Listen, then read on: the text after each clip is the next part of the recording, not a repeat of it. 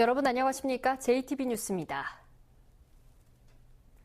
전주의 민간업체가 추진하는 고형 폐기물 소각발전소 신설을 두고 주민 반발이 거센 상황인데요. 산업자원부 허가에 앞서 전주시의 의견 회신과 건축 허가까지 전주시 행정에 이해하기 힘든 대목이 많습니다.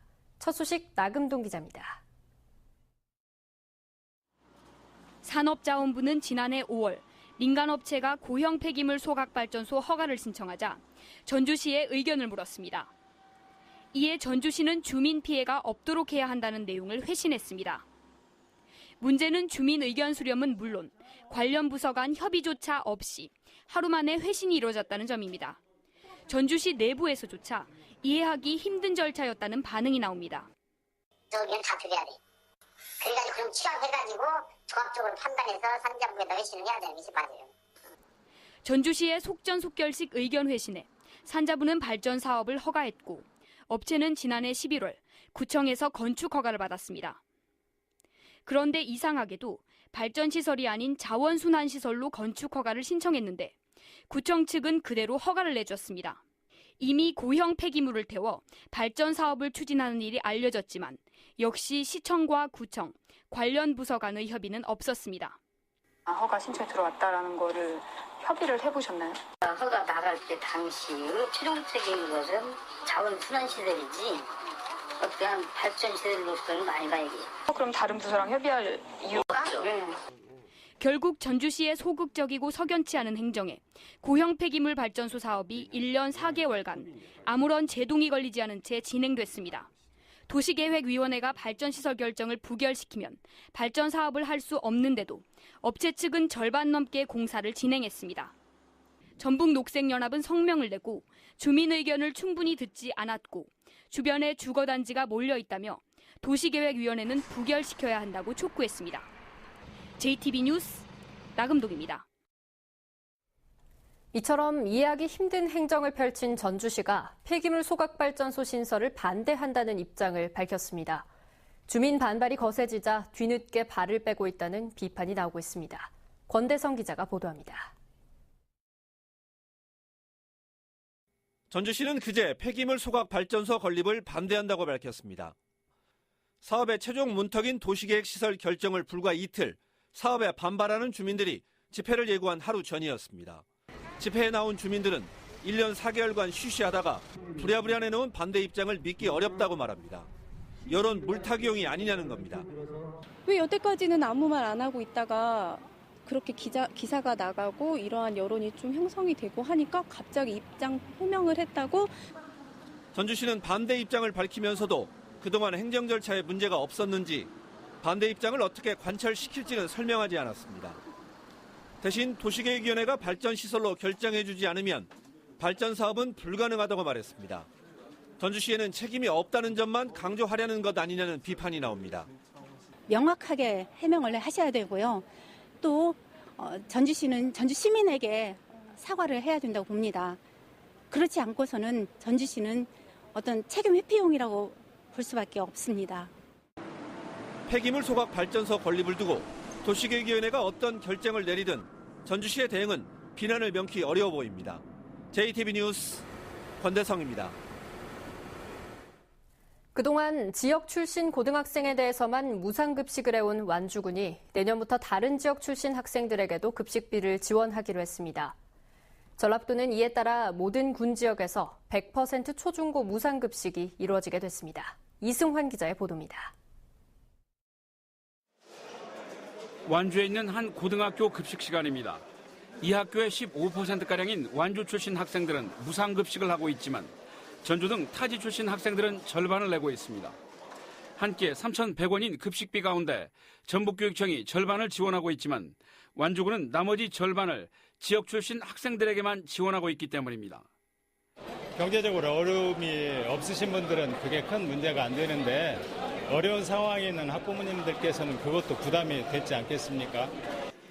이 같은 상황은 완주 지역 고등학교 학생 2,800여 명 가운데 77%가 전주와 익산 등 다른 지역에서 통학하는 학생들이다 보니 그만큼의 예산을 완주 지역 학생들을 위해 써야 한다는 지역 내 여론 때문이었습니다.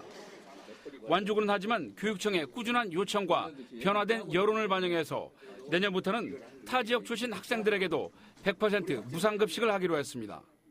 그동안 여러 가지 검토를 했었습니다만은 보편적 복지, 우리 아이들 문제이기 때문에 이걸 좀 전면적으로 100% 시행하는 게 옳은 방향이라고 이렇게 판단되어서 이번 결정으로 내년부터 새로 혜택을 받게 되는 학생은 모두 2천여 명. 아이들은 지역에 건강한 먹을거리를 제공받고 농가의 소득도 증대될 것으로 예상됩니다. 이러한 소통과 협력의 이런 좋은 모델이 학생들에게는 보편적 복지, 그리고 학부모님들에게는 교육비 경감, 이런 차원을 통해서 완주군의 이번 조치에 따라 전북은 전남과 함께 모든 군지역 초중고에서 100% 무상급식을 하는 지역이 되었습니다. JTB 뉴스 이승원입니다. 전북혁신도시로 이전하는 한국식품연구원이 공공기관으로는 마지막으로 새 둥지를 틀었습니다.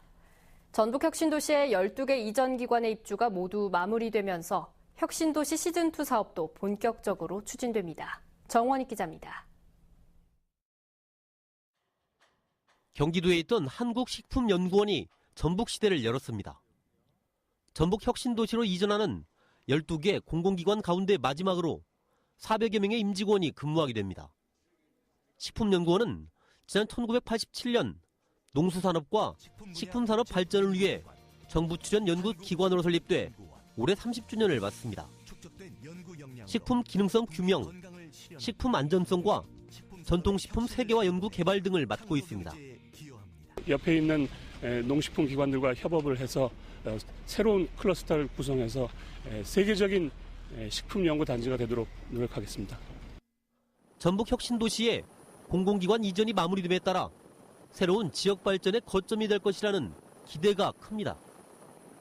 전라북도는 이제 혁신도시 시즌2 사업을 본격적으로 추진할 계획입니다. 농생명 허브와 제3금융 허브, 공간문화 지식 서비스 허브 등 3가지 분야가 골자입니다.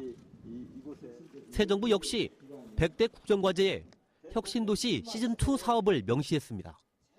연계된 기관들이 많이 오고 또 인구도 증가시키는 그런 현상으로 가는 소위 새 정부의 시즌2, 혁신도시 시즌2가 좀 더 활성화되는.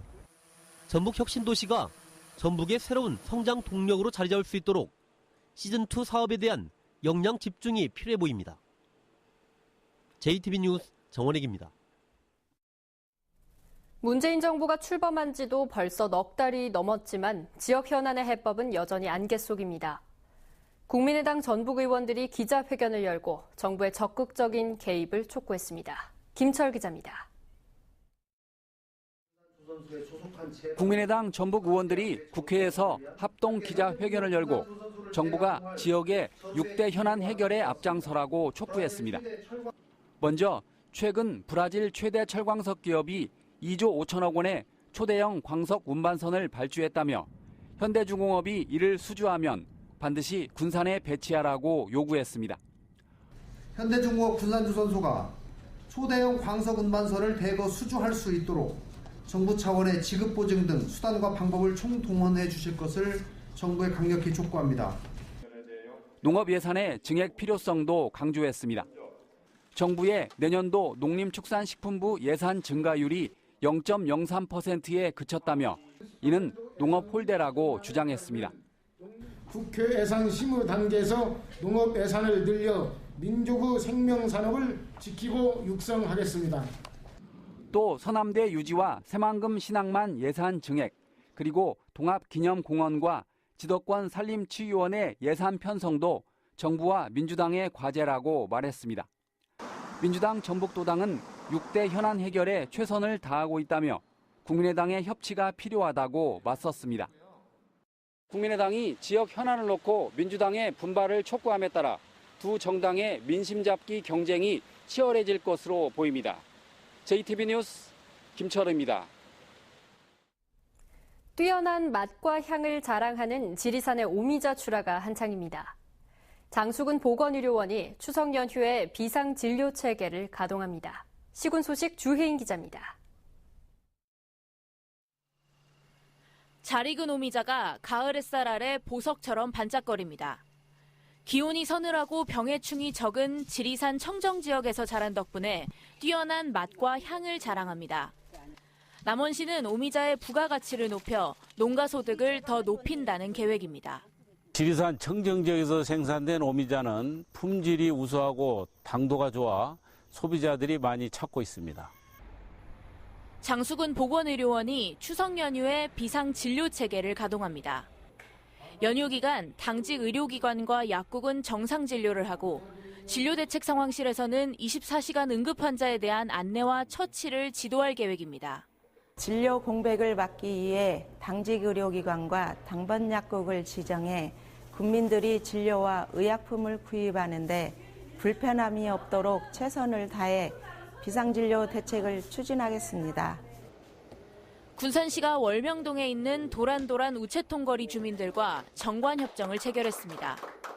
이번 정관협정은 도시재생 선도지역 주민들이 직접 내용과 협정서를 만들고 운영회를 결성했다는 데 의미가 있다고 군산시는 밝혔습니다. JTB 뉴스 주혜인입니다.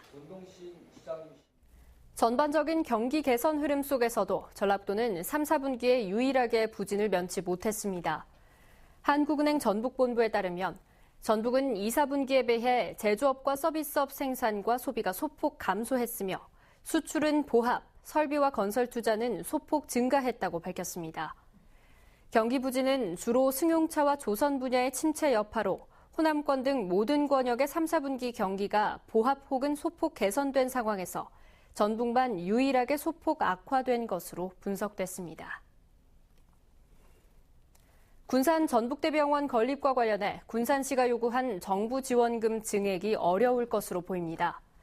김관영 국회의원은 기획재정부가 군산 전북대병원 건립에 정부 지원금을 30에서 75%로 늘려달라는 군산시의 요구에 대해 받아들이기 어렵다는 입장이어서 정치권과 증액 방안을 논의하고 있다고 밝혔습니다. 이런 가운데 전북대병원은 오는 28일 이사회를 열고 군산 전북대병원 건립 여부를 논의할 예정이어서 관심이 쏠리고 있습니다. 탄소 섬유를 활용해 친환경 탄소 필터를 생산하는 업체가 전주에 투자를 약속했습니다. 대전에 있는 주식회사 CI디지털은 전주시와 투자 협약을 맺고 3,300제곱미터의 공장을 신설하고 60명을 고용하기로 했습니다. 업체는 당분간 팔복동 산업단지에서 공장을 임대해 운영하다가 탄소 국가산업단지가 조성되면 옮길 예정입니다. 새만금 개발청이 새만금 사업에 대한 국민의 관심과 참여를 유도하기 위해 전 국민을 대상으로 새만금 사업 활성화를 위한 아이디어를 공모합니다. 공모 주제는 새만금 개발과 투자 유치 등 2개 부문으로 나뉘며 공모 기한은 다음 달 24일까지입니다. 전북은 오늘 대체로 구름이 많겠습니다. 낮 최고 기온은 전주 30도 등 27도에서 30도로 늦더위가 이어지겠습니다. 내일은 대체로 흐린 가운데 오전 한때 비가 내리겠습니다. 예상 강수량은 10에서 40mm입니다. 전주기상지청은 비가 그친 뒤로는 맑은 날이 이어지겠고 나날이 기온도 떨어질 것으로 내다봤습니다.